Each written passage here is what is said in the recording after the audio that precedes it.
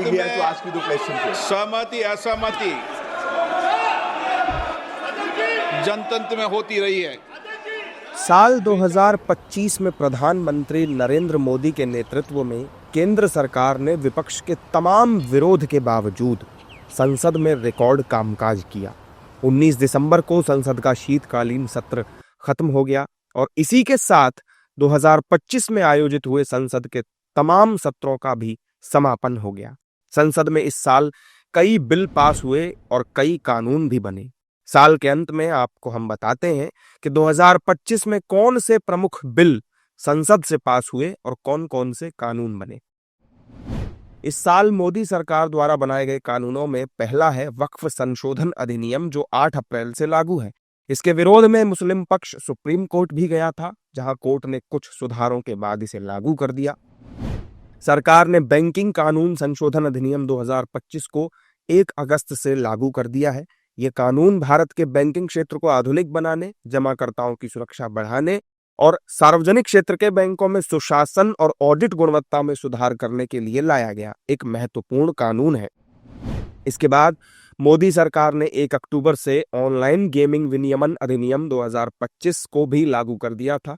इस कानून के तहत भारत में ऑनलाइन सट्टेबाजी पर पूरी तरह से प्रतिबंध लगा दिया गया।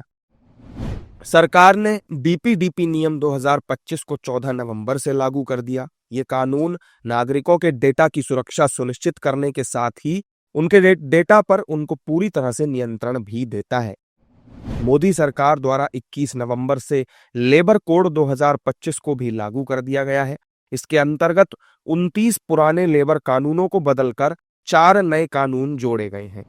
इसके साथ ही 18 दिसंबर को संसद के शीतकालीन सत्र में शांति विधेयक 2025 पास हुआ था, जिसे 21 दिसंबर को राष्ट्रपति की मंजूरी मिल गई।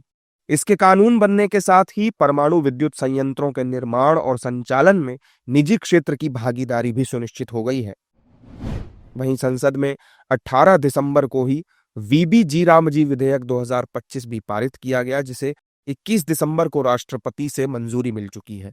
अब मनरेगा का नाम बदलकर वीबी जी रामजी हो चुका है, जिसके अंतर्गत कई बदलाव किए गए हैं।